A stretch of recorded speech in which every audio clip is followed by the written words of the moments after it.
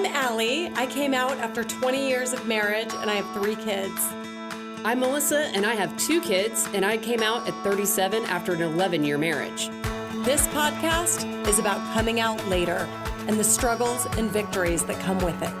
When coming out feels like the end of the world, but it's really just the beginning. This is the Lesbian Chronicles.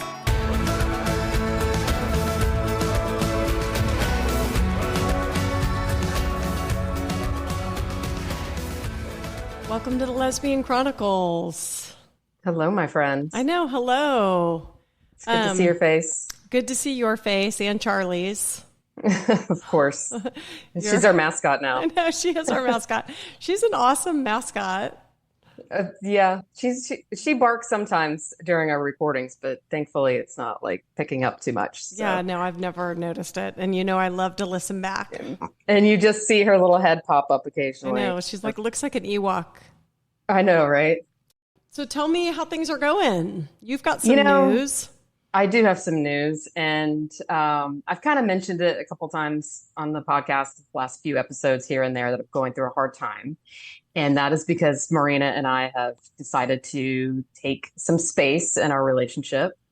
And it's sucks and it's sad and it's a bummer, but it kind of needed to happen.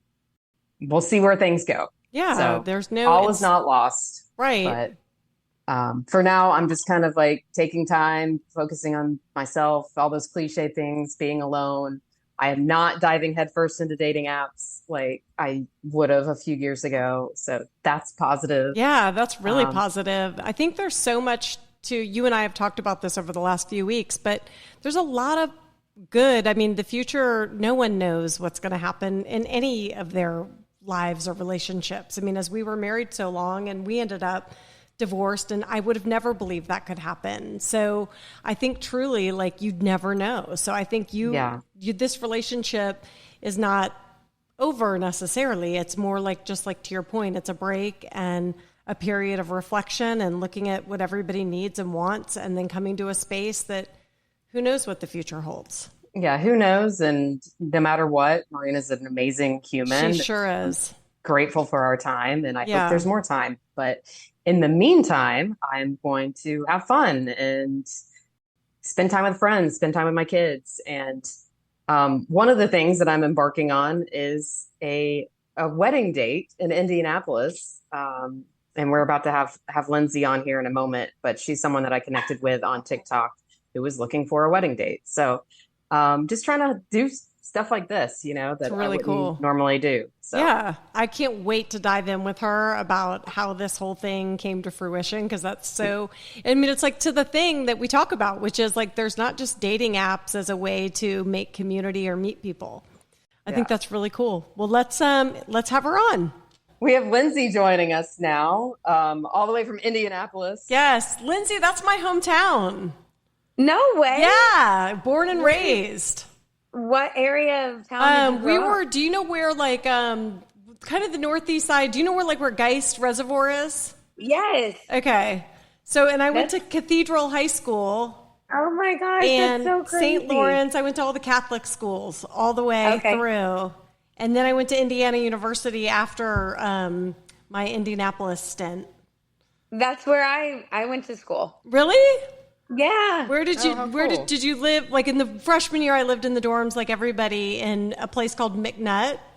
Oh, McNutt. Yeah, that's what it was called. One. At least when I was there, that was where all the wild kids went. I lived in Teeter my freshman year, and then I joined a sorority. Okay, which one? Alpha Gamma Delta. Okay, yeah. I think I knew a few people that were in that one. Okay, that's good. Well, where did you grow up in? I love this connection. Where in Indianapolis did you grow up? I grew up about an hour north of Indy, in a really small one-stoplight town called Greentown. Okay, Greentown. I feel like I've heard of Greentown. My sister lived in Kokomo. Carmel. It's near Kokomo? Okay. Yeah. I live near Carmel now, and my kids go to Carmel. Oh, really? Okay, that's where she was for a long time, and now she's left Indianapolis. But Carmel is like, anyone I know in Indy is in Carmel. Oh, that's so crazy. Yeah. I haven't been back there for a long time. Well, you shouldn't come. Really? There's not a lot of great things Well, I'll tell you where that we used to hang out Indianapolis though is Broad Ripple, and that was fun. Yes. Well, it is fun when you're in your young 20s. Okay, is it not that way anymore? It is. It's just, I feel like a grandma at Okay. 35. Of course, I was in my young 20s there, so that makes sense. Yeah. That tracks. I really enjoy like downtown Indianapolis. It has a lot to offer, and Carmel has a lot to offer. There are a lot of fun things to do there. I just am more of like a big city girl and would love to like end up in New York City somewhere like that. So. Yeah, it's funny because my daughter lives in New York City, and she's in college at NYU, and every time I'm there, I'm thinking like I could totally live there. And people are like, "Oh, you couldn't. It's really hard." I'm like, "No, I actually really could. Like, I love the entire vibe. I don't even mind the small apartment. I don't mind I don't mind any of it. I don't mind the subway. I don't mind walking to get my food. Like, I love it." Like, yeah, I absolutely would love that lifestyle. Yeah. And it's just like they never sleep there. Yeah. I mean, the grind, it's fun. There's always something going on. I love New York City. I went for the first time last year, and then I went 4 times after that. And it's always been a great time. So yeah, I will like raise my children in Indiana. And then I'll hopefully move out of this state when they graduate school. Yeah, that makes sense. No, it's that's kind of like my plan. Like I'm sticking to the suburbs for now, but once they're in college, I'm elsewhere. You're out, yeah. Or you'll come maybe back to Atlanta in town. I'll probably come back to Atlanta, but it is on like a bucket list of mine to go live in New York City for like a year, maybe 2 years. Like that sounds like a lot of fun, but I think I'd have to put a time limit on it. I don't think I could do it for like eternity. I will say though, moving Tatum in, I just did it like 2 weeks ago to her apartment, and it's a walk up that's like 4 full stories. So it's like 8 half stories up. And we carried all her shit. Oh my God. And then, but it is like once you get up there, there's this show called Broad City I'm like a huge fan of Broad City. I fucking love that show. They are Broad City. I mean, I'm literally laughing at her and her roommate. I'm like, you are living Broad City. I mean, the fire escape, so cool. All of it. It's like, it's heaven. I love it. So, I love that. Anyway, let's get to the real topic. I know. Okay. So the big reason why we're having Lindsay on is because Lindsay and I are going to go on to a wedding together. I'm going to be her wedding date this coming weekend in Indianapolis. I know, Lindsay, I want to hear about how this came about. Yes. So actually, about a year and a half ago, I had my girlfriend at the time and I had just broke up, and I had a wedding in Knoxville, Tennessee. And I was like, man, I would just love to take somebody, like some random lesbian, to this wedding. I've never taken a woman to a wedding before, and I've never been to a wedding alone before. And I've always joked around that I want to find my wife on lesbian TikTok. And so I was like, what better place to find a wedding date than TikTok? So I had like heard this sound like from Lindsay Lohan, and I had maybe like seen an example of somebody looking for like a roommate or something with that video. And I was like, you know what? I'm going to use this sound and I'm going to find a wedding date on TikTok from it. And I don't know, the video, my first initial video that I did had like over 50,000 views and a lot of comments. But there was this one girl that I had been following on TikTok since December, and this was in May of 2022. And I thought she was just so fun. She's like, would say yes to anything, very spontaneous. And I was like, I bet she would just be a blast to take to a wedding. So I reached out to her and I was like, would you be interested in being my TikTok wedding date? And she said, absolutely. Like, I'm down. So this was 1 week prior to the wedding. But I did find her on TikTok. Oh my God. She drove 5 hours from North Carolina, and I drove 5 hours from Indianapolis. And we met at the wedding. We got a hotel together. we hit it off and like just became the best of friends. And then a week later, she was moving from Charlotte, North Carolina area to LA. And I joined her on that road trip to move across the United States. God. Wow. She put it on like her Instagram. I put it on Instagram that we were looking for like lesbians to hang out with. And so we stopped in all of these different cities across the United States, met up with random lesbians that we had met from the internet in some capacity, and just had the most fun week of like ever. No, wait. And then, was there expectations of like, so you're at the wedding and you're thinking, how do you immediately like think this is, because like you're in this hotel room, you're thinking you're going to be you're a friend. Yeah. I like anybody I meet from the internet is like strictly platonic. Yeah. She's into like more masked women. I'm not that. And she also had just started talking to a girl like 2 days before we met, and she was in love already. Okay. And they ended up going like, yeah. So she, I think, just kind of stated where she was at as soon as we met, but I just knew she would be like just so much and she fun. was, obviously. She was a blast. Yeah. And when we showed up at the hotel, she's like, I went on this reality TV show. It's going to be airing. Like, I'm painted as the villain. It's not going to be a good edit. Turns out she later went on to be on the Queer Ultimatum, and her name is Vanessa. Oh, okay. So, that's hysterical. And if any listeners have watched the Queer Ultimatum, you know Vanessa was like... You know Vanessa. I mean, whew, she comes across there, like a terrible human. Okay. Time. She is hands down the most favorite person I've ever met. Like, she is my favorite person to be around. She makes everything so much fun. She's very genuine, very authentic. Like, the show was nothing like the Vanessa that I know and love. And I've just never had more fun with somebody. And truly, like, she taught me so much about myself.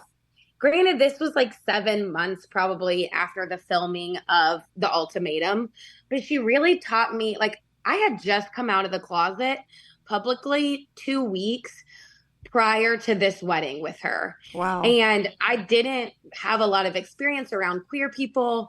And she just taught me so much about what it was like to be a queer woman. And I learned so much from her, and I admire her so much.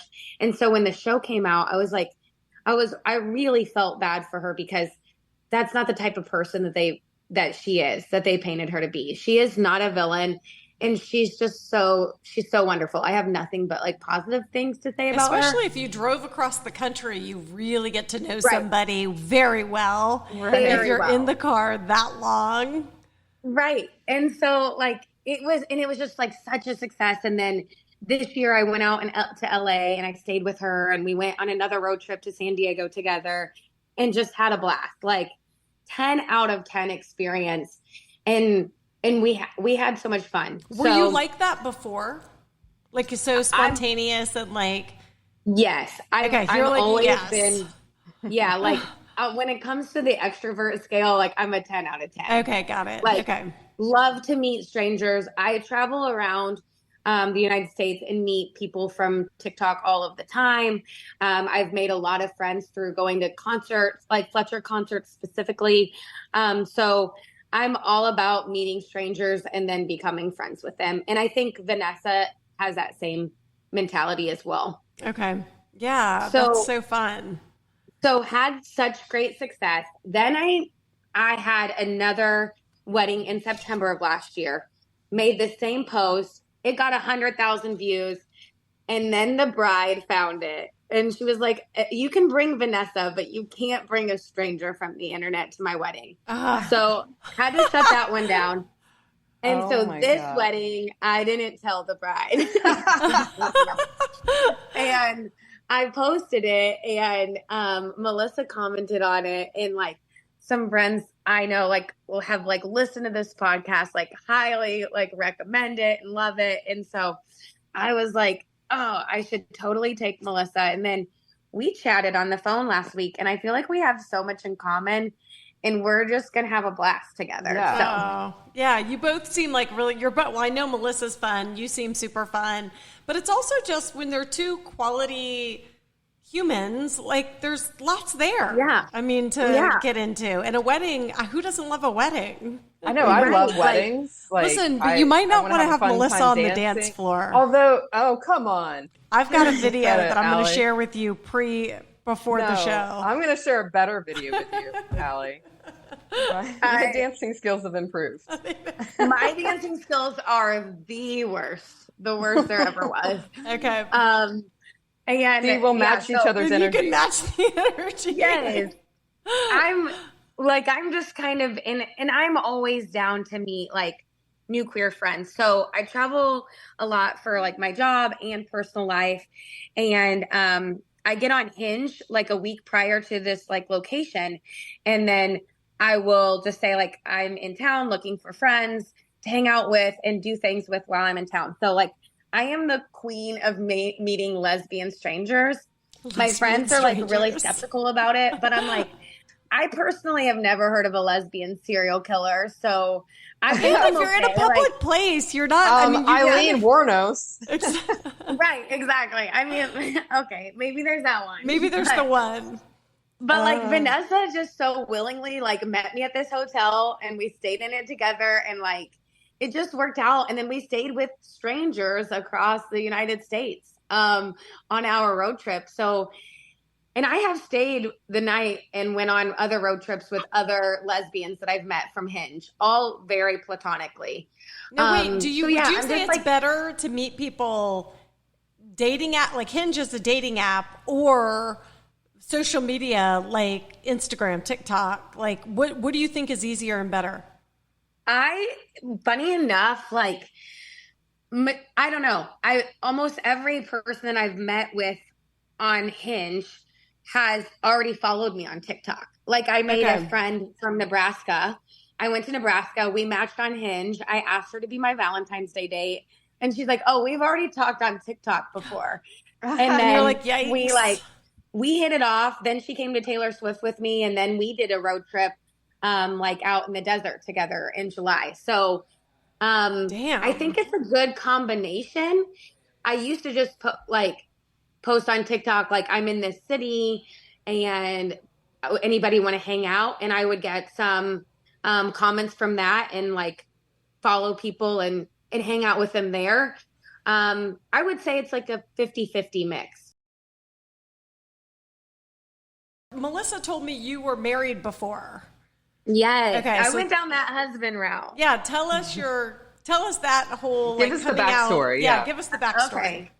Yes. So grew up in small town, one stoplight, Indiana. What have known probably my entire life that I'm a lesbian and never had really met lesbians or queer people growing up where I was from. So I remained closeted. And like I was a Christian conservative person at that time and felt like I would lose a lot of friends if I came out and like was who I was. And this was, I graduated high school in 2006 to put like a timestamp on it. Okay. I think we've come a long way since 2006. And then I never dated anybody in high school. Never had a boyfriend, anything. I had a lot of girl crushes, especially this girl from church camp. And then always church camp. My mom, that church camp. Church camp will get ya. I know. My mom had always assumed I was a lesbian and would introduce me as her lesbian daughter. When I had lost my virginity. Wait, was she joking? No, but like I never came out to her. So why was she saying that? She just knew. Like I wasn't having sex like my friends and I was like crying anytime my friends would get a boyfriend. And there was just like a lot of signs when I was growing up that I was probably a lesbian. But she was okay with it, obviously. Yeah, like she would have totally been okay with it. I think she would have been like the proudest lesbian parent, their ally that there was. But you so she's knowing and you're just like, no, I'm not. Yeah, like denying. And then lost my virginity to my ex-husband, and immediately called my mom to tell her that I lost my virginity. And like I was still naked in bed. Okay. Like this was minutes after it Oh my happened. God. And she said, I don't believe you. Put him on the phone. What? Oh my And God. I think I probably called my mom because I wanted her to be like, see, I had sex. Like, Yeah, I'm I'm not not lesbian. gay. Oh my Like, I'm God. not gay. And then I put him on the phone, and she was like, you know, Lindsay's a lesbian, right? And I think he like just awkwardly like laughed and probably just ignored what she had to say. My mom was a little unhinged. I kind So of love your mom. I know. I mean, that sounds very much put him on the phone. Sounds Put him on 100% the like phone. something I would do. Yeah. I mean, I was like, that's cool. Thanks, mom. Like, I'm over here like sweating bullets because like the cat's out of the bag now. Thankfully, he didn't believe her at the time. So Oh then, my God. yeah. So And so I you're had, just like, my mom is he had crazy. always My mom's being suspected. crazy.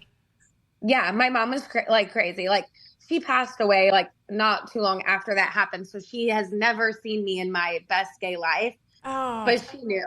And okay. her best friends actually like reached out to me after I came out, and they were like, "Oh, like your mom told us when you were in high school that you were a lesbian. Like we are not at all surprised by this. We were more surprised that you got married to a man in the first place." Okay. So, Wow. How long were so you married? I was married we were together 13 years. I was married for 9 years. Okay. And he was your Wow. first. He was my only relationship. He was the only man that I've had sex with. And I told him about a year into our marriage that I thought I was a lesbian. And he didn't believe me. He was like, you probably just want more friends, or you would never go down on a girl, which at the time I was like, okay, like, you're right. I probably wouldn't. Well, now I know why that was. But yeah, like I think I had like a lot of internalized homophobia, and I also agreed like I am such a social person that I did want more friends. So and then like over the years, I just communicated that with him more and more. And then there were some things with my son that kind of like brought out some more internalized homophobia with myself.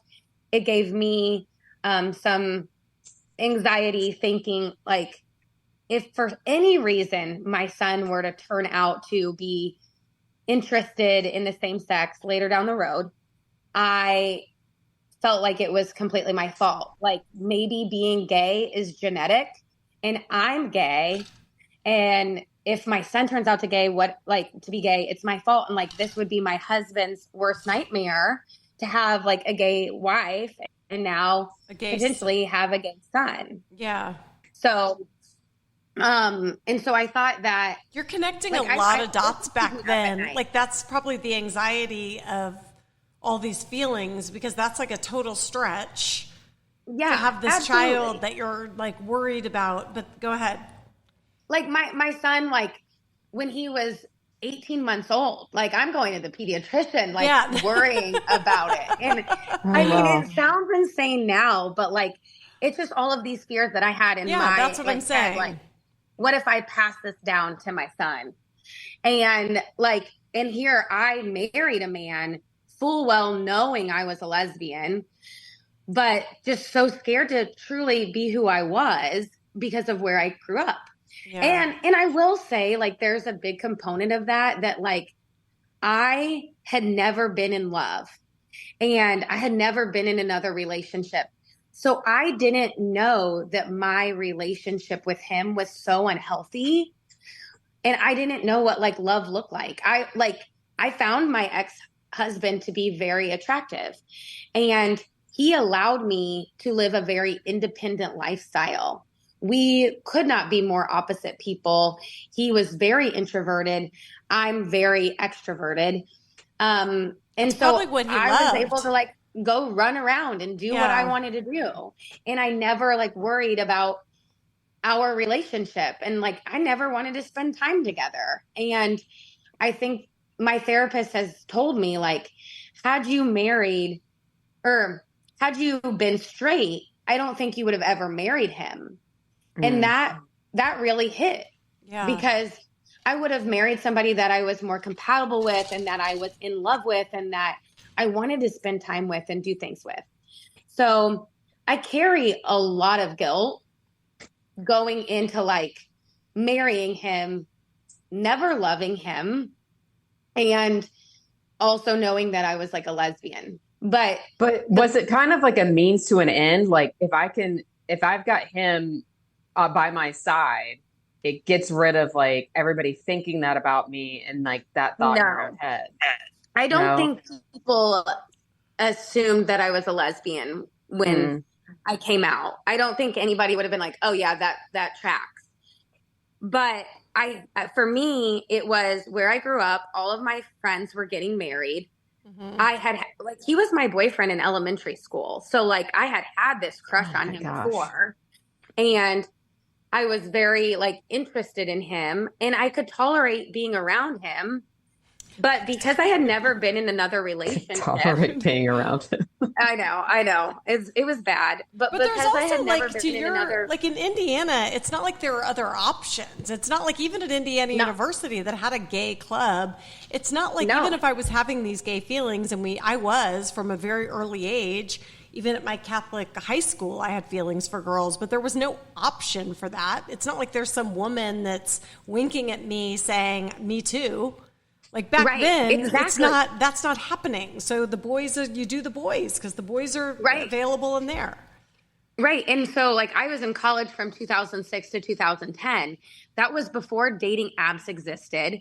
And all like the only queer people I ever had contact with were like very butch lesbians. And maybe like I saw 2 of them my whole college career. However, like I'm more into feminine women. And so that wasn't my type. I had never met anybody that looked like me that was a lesbian. I was in a sorority. I had never met a sorority girl that was a lesbian. And so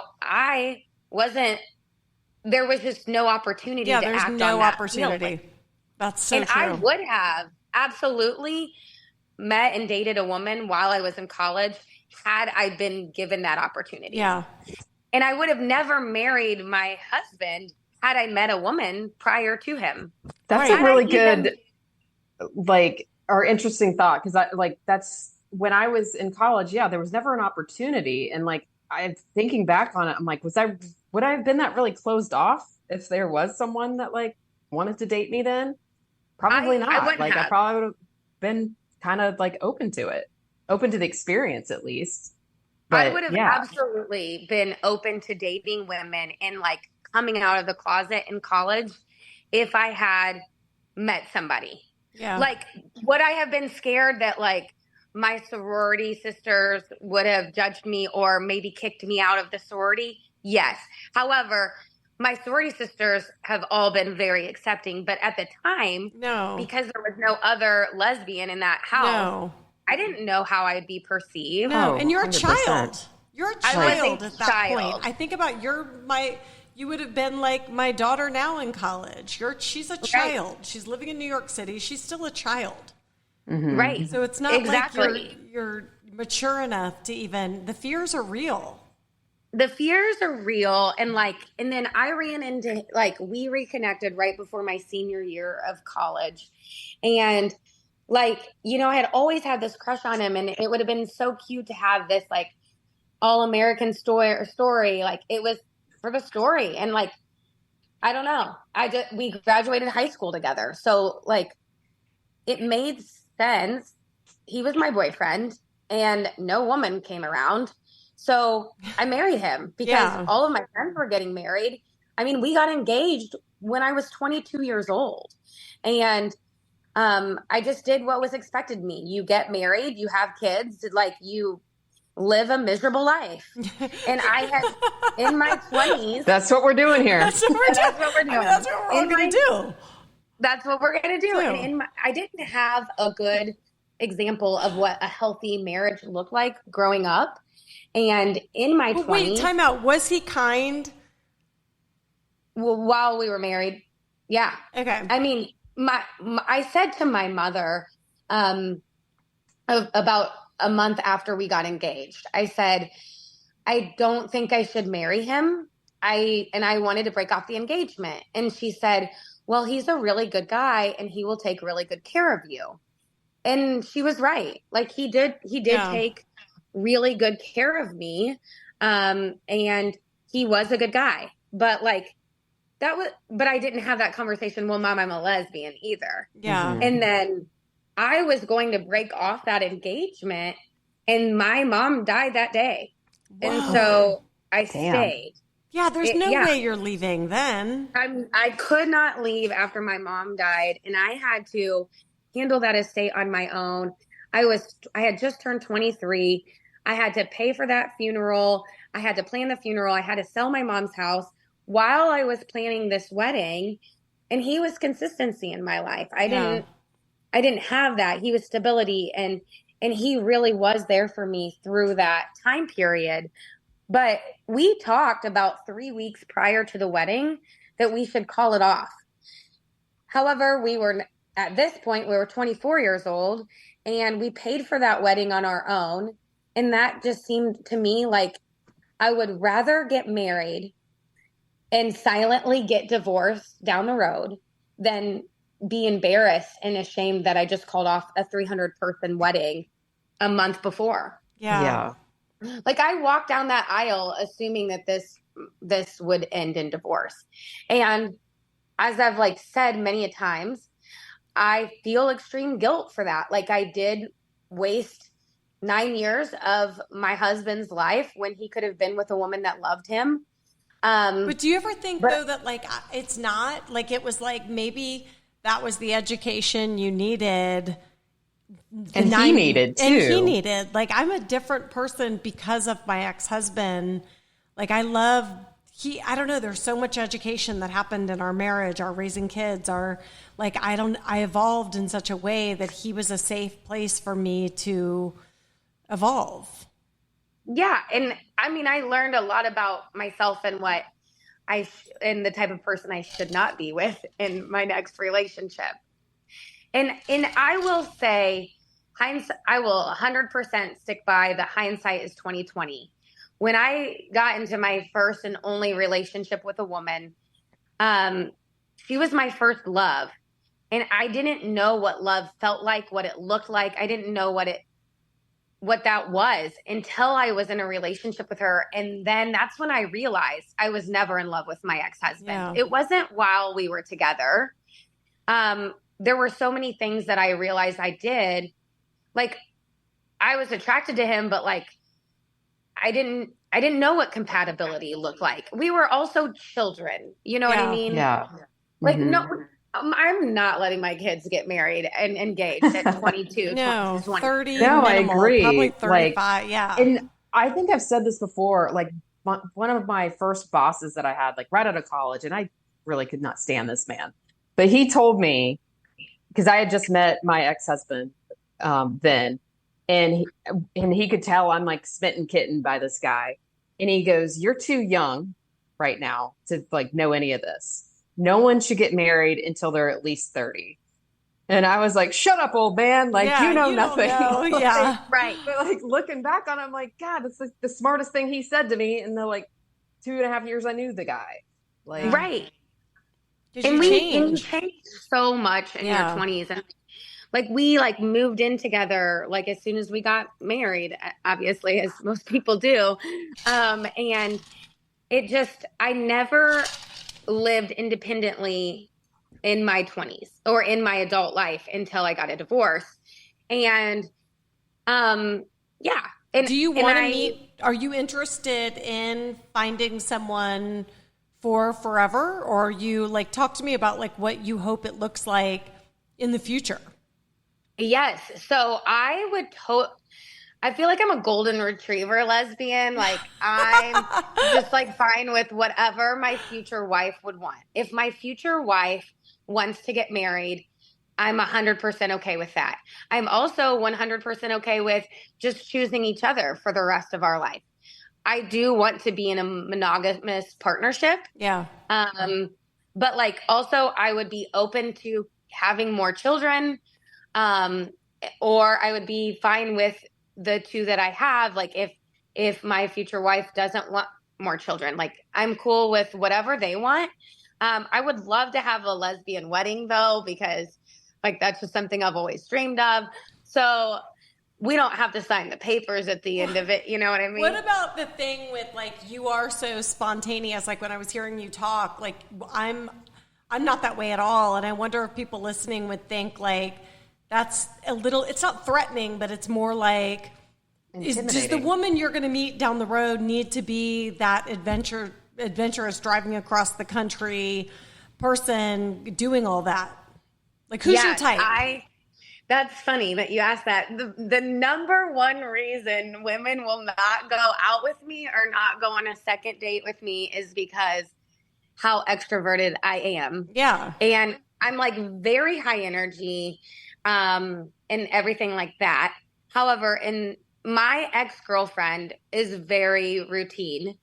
And I think that's what I love. One of the things I love the most about her was my relationship with her gave me a sense of like stability and routine that I need. Just with my personality type, I think that that's something that's important for me. Right. And I really enjoyed just like the calmness of our day-to-day life. I got a little crazy in 2023. You know, and I think you're kind of like me, like you need a supervisor. Like, you need a supervisor. Yes. I need a supervisor. Like the first night, like after Marina and I broke up, like the first night I went out, or one of the first nights, I was out until 5 a.m. And I'm like, this is what happens. Yeah. No one is here. Yeah. Somebody like reel me in. I've never dated an extrovert, and I don't know if I could. Like somebody like that's a good mix, like can go out and be social and carrying on a conversation with somebody, enjoys to travel a little bit. But are also, you the person like, though? My partner and I talk about this. Like, we'll be traveling. This is such a great example. We'll be traveling, and we'll end up like, let's say we were skiing, and we ended up in a hot tub with other people. And my thing is like, I don't want her like. I don't need to talk to these randoms from Iowa for an hour and then end up she's like wanting them to come to dinner or something. I'm like, please don't add these fucking randoms to my evening. Like we skied all day. Like I'm ready to not have them. But like you would worry me that you're going to have the randoms at dinner with us. And then the next day I'm by the pool having to make small talk with Jennifer from Iowa. Yes, absolutely. Is that you? Is that happening? That's happening. Okay, that's happening. I've got Jennifer now in the morning, at brunch with us. I'm like, we're now having lunch with these people. We're going to their wedding in a week. Yeah, we're going to their wedding in a week. Yeah. I love it. My ex definitely would roll her eyes at that kind of behavior. Yeah, like who wants them? I know, I get like, it. I get it. I'm the routine. I'm literally in bed every night at 10:30. I do the same workout. I go to work all day. You can predict when I'm going to get home. It's so true. It's so boring, but it's exactly who I am. Yeah, and I think for me, like I also love to be the center of attention. And one thing that Vanessa like really taught me on our road trips together and things is that she is the extrovert in her relationships, and she brings all of the fun to her relationships.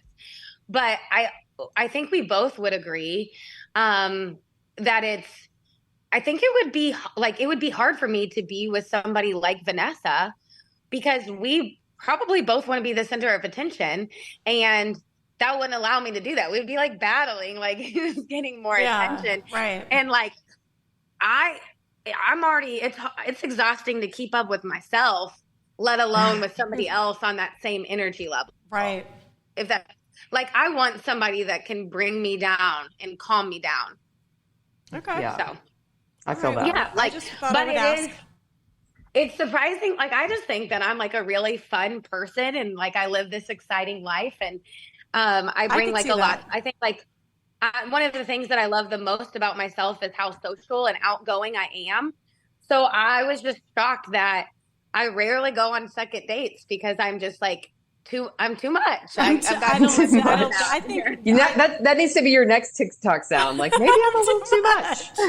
I've done that one before. I've already done that. No, I think you'd be a blast. I definitely do. I think that people love an extrovert. It can be a little intimidating. Yeah. So maybe they're intimidated.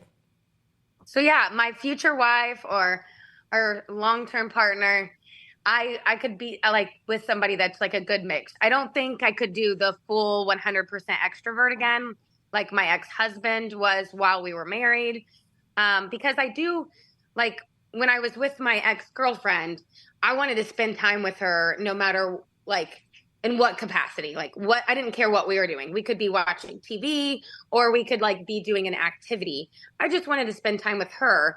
So, like, I would like to be with somebody that likes to, like, go out and do things because I would want to do them with my partner, if that makes sense. Of course. Yeah. Could you sit there with your partner, though, and have a meal and not be bored without engaging other people? Oh, absolutely. Yeah. Okay. I definitely can do that. And I think also, like, I'm just one of these, like, I have like this intense personality, and like when I do something, I do it with 110%. And so, like, when I came out as a lesbian, like 2 weeks later, I'm taking this girl from TikTok to a wedding. And then so awesome. I went to all of these Fletcher concerts, and then I made friends from, like, going to Fletcher concerts, and I just wanted to do all of the lesbian things, like, all of the time. Like, my entire personality was being a lesbian, still probably is. But, like, I just made all of these connections, and I wanted to be in only lesbian places all of the time. And then this year, when I was single for the first time in my adult life, I was like, well, I'm going to take 26 trips over the course of this year. I've already been on 52 trips, and it's August. Wow. It was just like, I just kind of do things to the extreme. Yeah. But I'm now, like, working on, like, recentering myself and taking it down a notch, calming down. And so I think I just got really, really excited, like in Glennon Doyle's Untamed, when you let the, like, cougar cheetah out of the back, the out cheetah of the out. cage. Yeah. The cheetah. It was the cheetah. I'm a cougar. Or a cougar. Yes, I'm a cougar. I like my women younger. But when you let the cheetah out of the cage, like, it's just so crazy and exciting. And, like, and you're untamed. And as most of my friends would say, I'm unhinged. So, like, I'm reeling it in now. It's been a fun 2 years since my divorce of my husband. And I'm, like, finally, like, comfortable with who I am, and, like, I can slow down and pump the brakes a little bit. All right. I like it. Well, I'm super excited for this weekend. I know. I can't wait. You guys have to send me pics. Friday. Like, we have a couple of days. Yeah. Yeah. I'll be like, surprise, this is my TikTok. Exactly. Oh, God. We're going to document it. We're going to document it. Yeah, definitely. Sure. You got to. Let's post it on get a good picture and send it my way, and we'll post it. And we're going to have video. Video. I want to see a video of these two horrific dancers. It's going to be a whole production. Yes. Okay. I like it. Lindsay, right. thank you Lindsay. so much. We appreciate you. We love your energy. Don't listen to them. Yes. Right. Okay. Keep it up. All right. Bye, guys. All right. We'll see you. Bye. Want to support the Lesbian Chronicles podcast? Rate us and write a review on Apple Podcasts or Spotify. We love listener feedback. If you'd like to share your story, email us at melissaandallie@gmail.com. That's Melissa, MELISA, and Allie, ALLI, @gmail.com. Or follow us on Instagram at Lesbian Chronicles.